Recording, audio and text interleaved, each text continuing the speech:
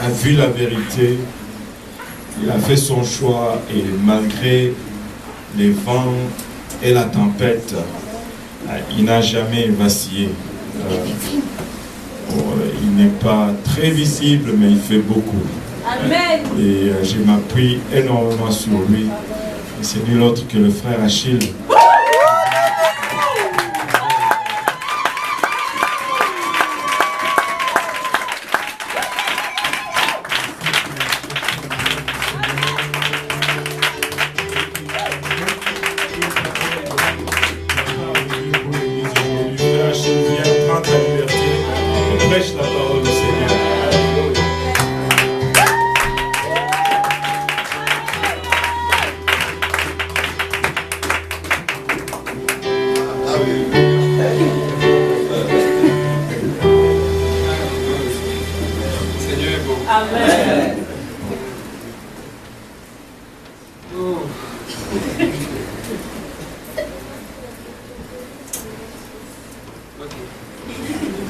Dieu est bon. Amen. Donc, je voudrais rendre gloire, je voudrais honorer le pasteur Kaoundé pour cette opportunité qui m'a donné de me tenir devant vous aujourd'hui. Je peux vous dire que ce n'est pas quelque chose de facile. J'ai souvent l'habitude d'être pas loin de là où je suis, juste à côté.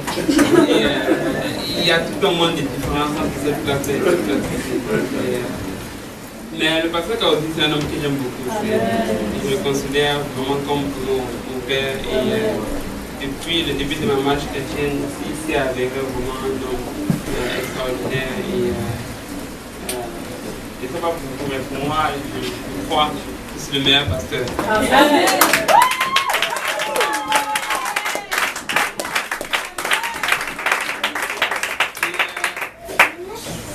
Vous savez, ce n'est pas une chose facile d'apporter la parole de Dieu à un peuple aussi merveilleux que vous.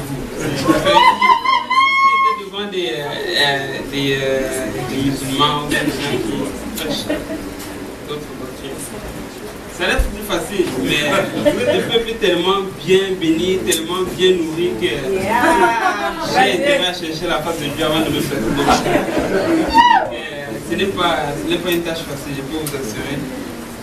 Et je ne vais pas continuer sans honorer aussi le frère Serge que je considère aussi beaucoup. En fait, le pasteur Kaoundé et le frère Serge ont été deux hommes qui ont été vraiment très utiles dans ma marche chrétienne et ils ont toujours été là dans les moments difficiles comme dans les moments de résistance. Je ne peux que rendre gloire à Dieu. Rendre gloire à Dieu pour eux. Donc, sans plus tarder, étant donné que frère Yo-Yo a déjà pris une partie de mon temps. L'esprit du bon, il a lu une partie de mon texte. S'il dit acte de 38, c'est qu'il a lu une partie de mon texte. Donc, on va aller aujourd'hui dans la parole de Dieu dans Exode 33, à partir du verset 11.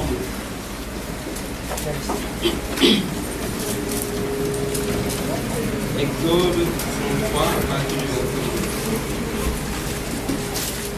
L'Éternel parla avec Moïse face à face, comme un homme parle avec son ami. Puis Moïse retournait au camp, mais son jeune serviteur Josué, fils de Nun, ne sortait pas du milieu de la tente. Le verset 12 nous dit, Moïse dit à l'Éternel, voici, tu me dis, fais sortir ce peuple, et tu ne me fais pas connaître qui tu enverras avec moi. Cependant, tu as dit, je te connais par ton nom et tu as trouvé grâce à mes yeux. Maintenant, si j'ai trouvé grâce à tes yeux, fais-moi connaître tes voies, alors je te connaîtrai et je trouverai encore grâce à tes yeux. Considère que cette nation est ton peuple. L'Éternel répondit, je marcherai moi-même avec toi et je te donnerai du repos. Verset 35. Moïse lui dit, si tu ne marches pas toi-même avec nous, ne nous fais point sortir d'ici. Je demande au pasteur s'il peut venir le moment de cette prière. Prions tous ensemble, Père Céleste, nous te rendons grâce encore une fois pour ton amour, ta bonté, ta miséricorde. te remercions encore une fois, Père, pour ta présence que nous ressentons. Alors que nous avançons pour recevoir ta parole, prions, Seigneur, que tu nous fasses don de ton onction, car nous reconnaissons que nous sommes des hommes naturels et charnels pour qui les choses spirituelles sont une folie, Seigneur. Nous ne pouvons pas les comprendre par nous-mêmes. Aide-nous, Seigneur Jésus-Christ, parole ton serviteur afin qu'il puisse apporter cette parole sans crainte, ni faveur, ni hésitation. Seigneur Jésus-Christ, nous tous ensemble afin que nous puissions la recevoir et qu'elle trouve une place dans nos cœurs où elle va produire de fruits et que ce fruit nous conduise jusque dans la vie éternelle. Et avec action de grâce dans nos cœurs, nous te prions au nom de Jésus, nous disons tous au nom de Jésus. Au nom de Jésus. Merci beaucoup, bonsoir. Donc, est-ce qu'il y a des Jipéniens dans la salle?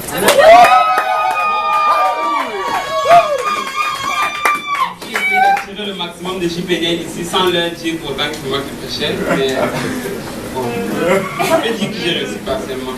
On va pas certaines faces, mais bon, on va faire avec.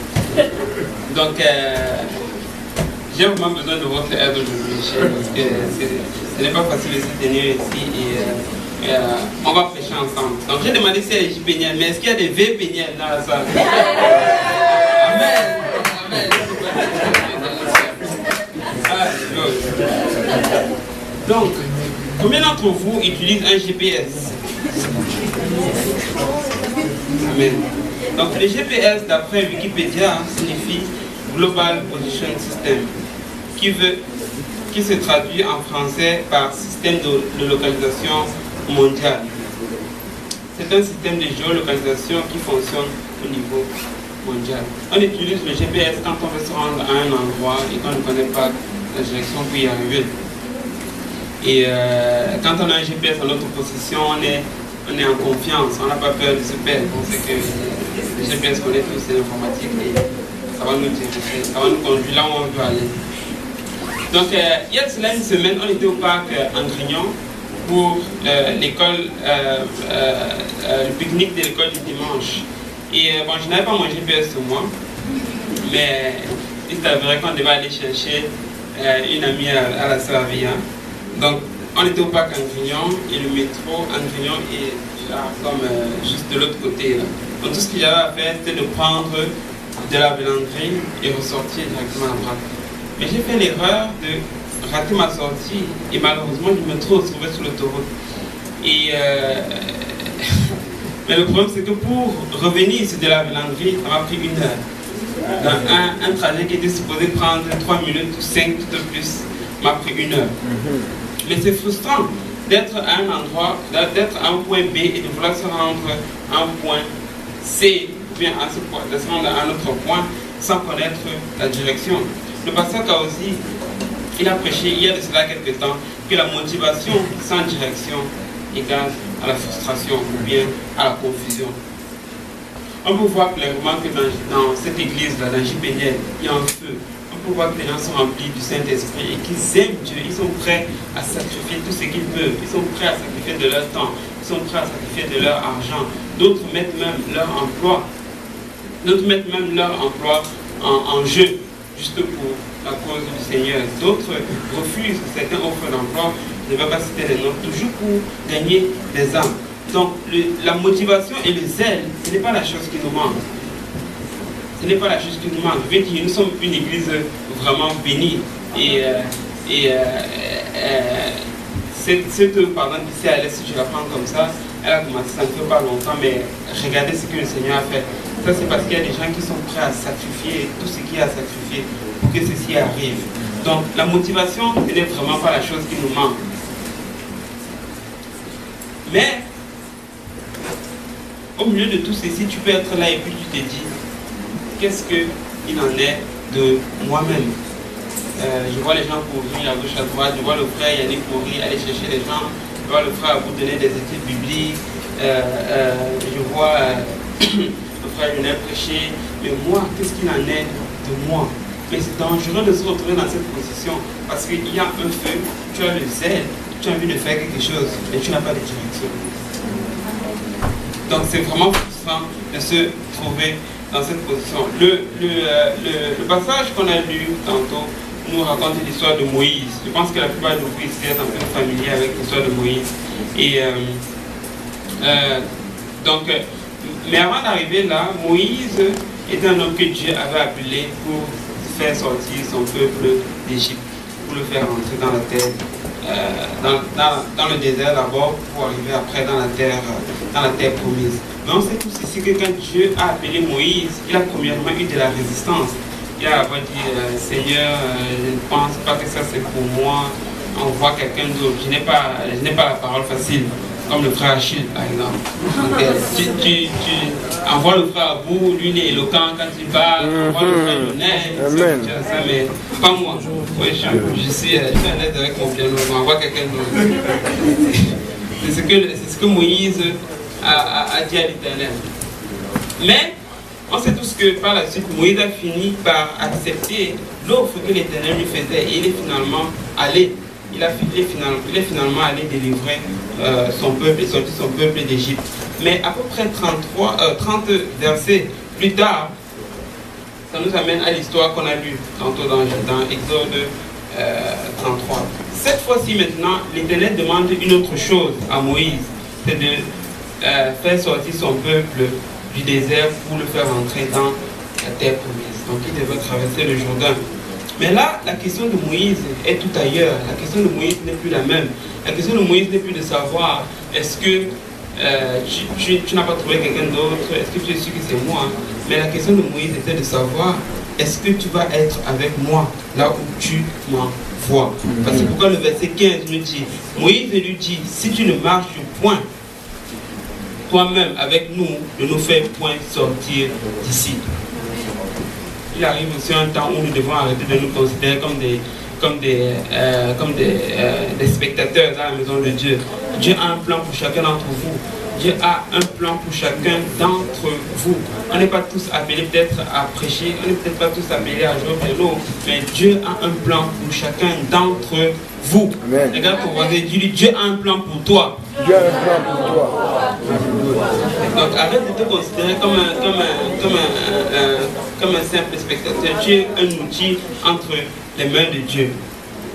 Voici ce que Jésus a dit à ses disciples dans Luc 10, verset 2.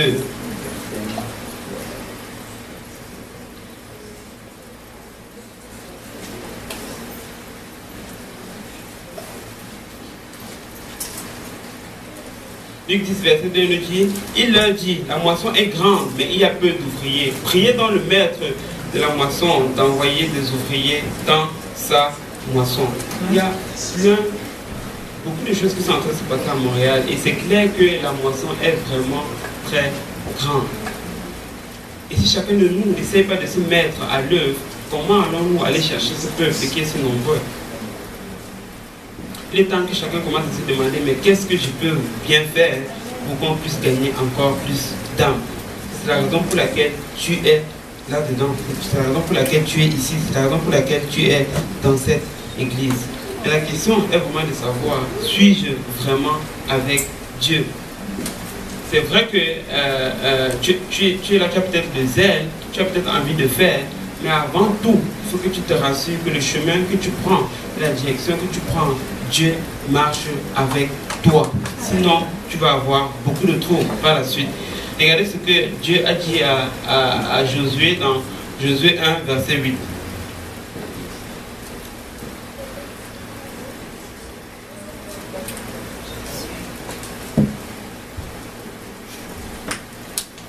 Josué 1, verset 8. Que ce livre ne s'éloigne point de ta bouche. Médite-le jour et nuit afin d'agir selon tout ce qui est écrit.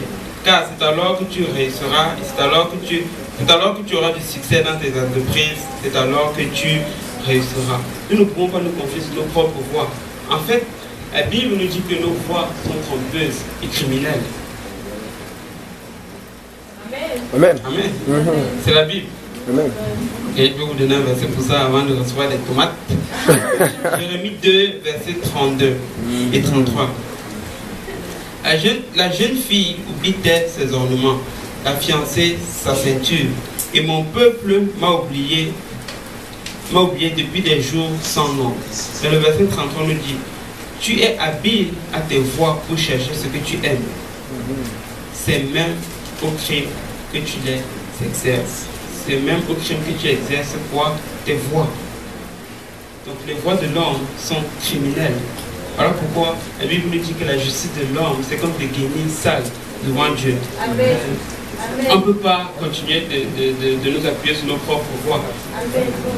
Ça ne vaut juste rien devant Dieu. Donc maintenant, ici, arrête de regarder à tes circonstances pour déterminer ce que Dieu peut faire pour toi. Parce que Dieu est le maître des temps et des circonstances. Et peu importe ce que tu traverses dans ta vie, Dieu peut te sortir de là. Et Dieu peut t'utiliser. Peut-être tu es là, tu te dis, ok, je viens d'une famille musulmane, je viens d'une famille bouddhiste, je ne peux pas vraiment servir Dieu, ou alors je viens d'une famille athée, et il y avait plein de choses qui se faisaient dans ma maison qui étaient contre Dieu. Je ne pense pas vraiment que je suis qualifié. Mais laisse-moi te dire que Dieu n'est pas limité par toutes ces choses. Peu importe d'où tu viens, il peut t'utiliser. Il veut t'utiliser. Regarde ton voisin, dis-lui, Dieu veut t'utiliser. Alors, si tu continues, si tu essayes de prendre ce chemin en essayant de te concentrer sur tes voies, tu vas te faire avoir par le diable. Le diable va commencer à te mentir. Tu ne peux pas faire, tu ne peux pas y arriver. Regarde, lui, il fait ceci parce qu'il a eu telle chose dans sa vie. Il fait ceci parce qu'il vient d'un passé comme ceci. Et tu vas tomber dans le piège de l'ennemi. Mais le diable est un menteur. Amen. Dieu t'a créé pour être un vainqueur. Amen. Plus que vainqueur même, la Bible nous dit. Regardez ce que la Bible nous dit dans Romains 8, verset 37.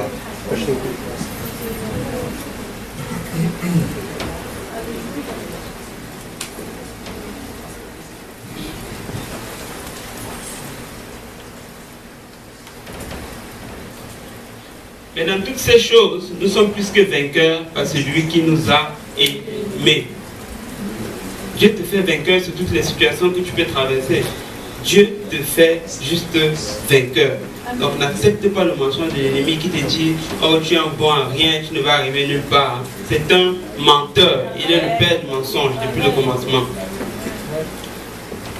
Mais maintenant, je suis ici en train de parler en fait de notre relation avec Dieu.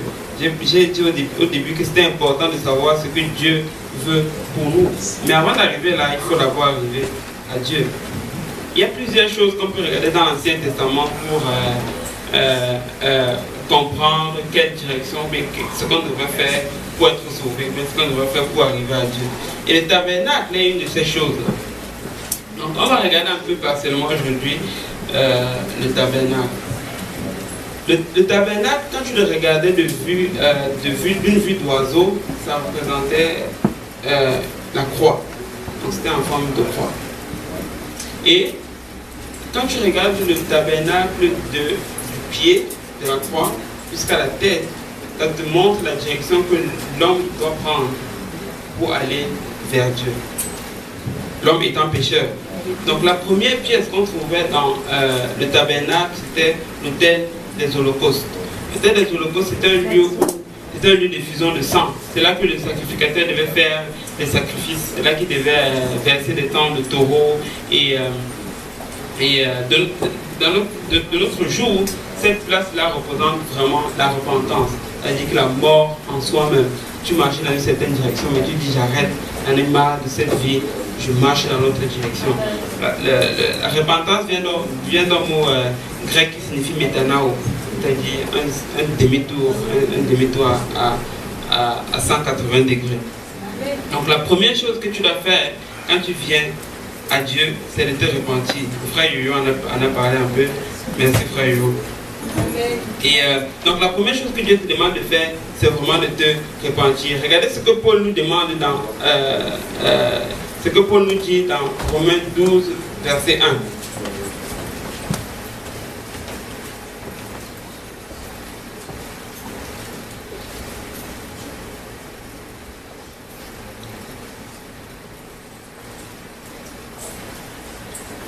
Je vous exhorte donc, frères, par les compassions de Dieu, à offrir vos corps comme un sacrifice vivant, saint, agréable à Dieu, ce qui sera de votre part un culte raisonnable. La Bible nous dit, je l'ai déjà dit, que notre justice, c'est comme des guenilles sales devant Dieu. Donc on ne peut pas aller à Dieu avec notre propre justice. Ça prend la repentance, ça prend la mort dans notre propre volonté. Ça prend la mort dans notre propre façon de penser. Voilà pourquoi Paul dit, ne vous conformez pas au siècle présent, mais soyez transformés par le renouvellement de l'intelligence.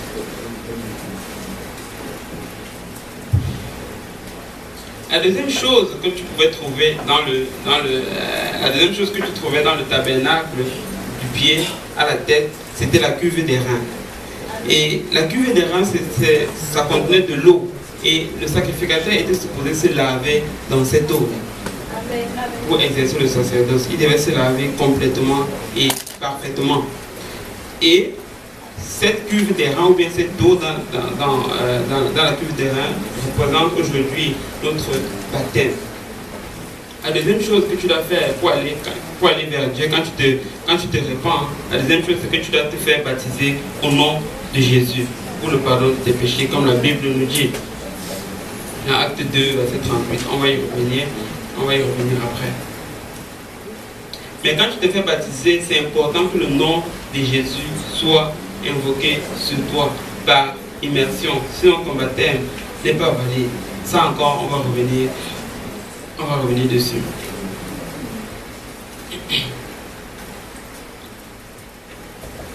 Maintenant, la troisième chose, comme tu trouvais que tu pourrais trouver dans le tabernacle, dans cette direction, en fait pas la troisième chose, mais la quatrième, au niveau de la tête, c'était l'arche de l'alliance. Et cette arche de l'alliance était un endroit où la présence de Dieu était renfermée.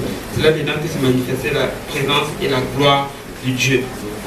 Et les sacrificateurs n'avaient pas le droit d'y rentrer, ils ne pouvaient pas rentrer là-dedans. Seul le souverain sacrificateur pouvait y rentrer une fois par année pour offrir, pour asperger le sang, pour l'aspersion du péché du peuple. Mais regardez ce que la Bible nous dit dans 2 Chroniques, verset 7, chapitre 7, verset 2.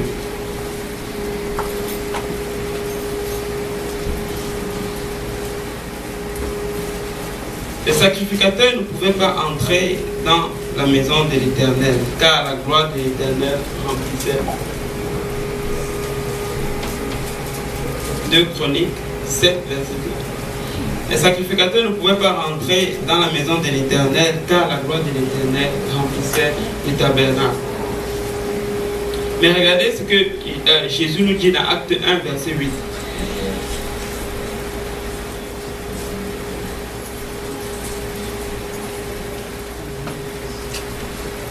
Mais vous recevrez une puissance, le Saint-Esprit survenant sur vous, et vous serez mes témoins à Jérusalem, dans toute la Judée, dans la Samarie, jusqu'aux extrémités de la terre.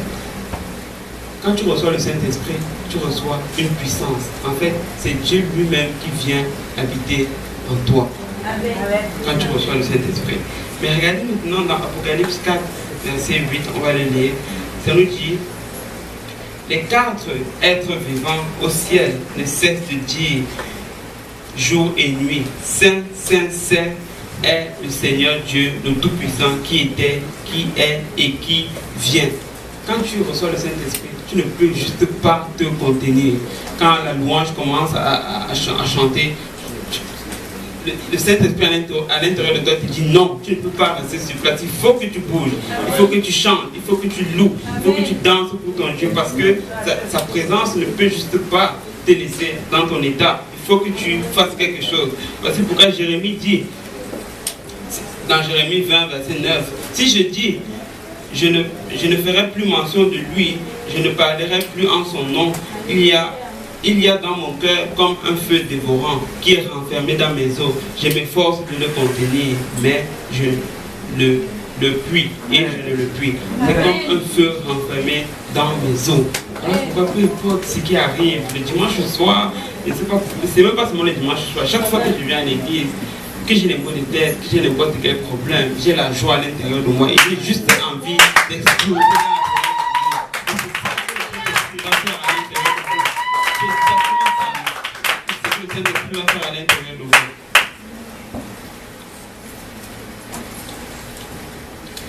Maintenant, j'ai parlé de la direction que nous prenons pour arriver vers Dieu, cette direction verticale.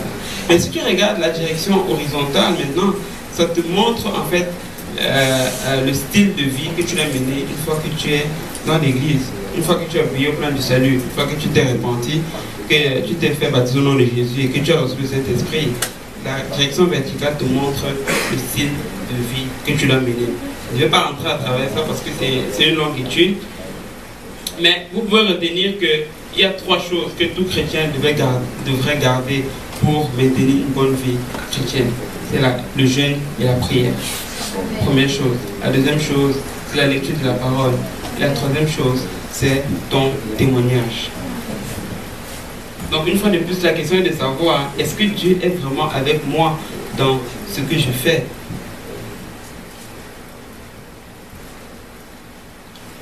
Maintenant, dans l'Ancien Testament, il y a beaucoup d'histoires qu'on peut regarder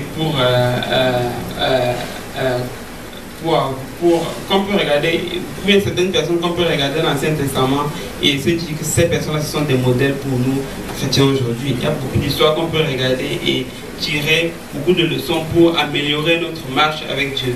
Et l'histoire de Ruth est une de ces histoires. Et lorsque je cherchais la face de Dieu, il m'a conduit dans le livre de Ruth.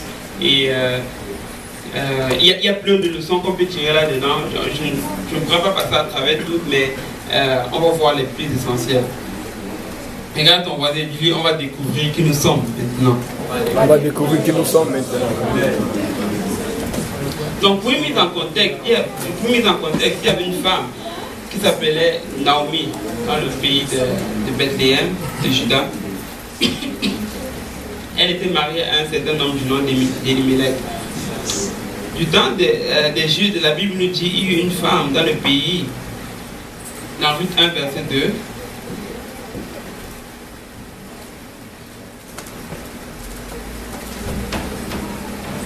Tu peux verset 1, s'il te plaît.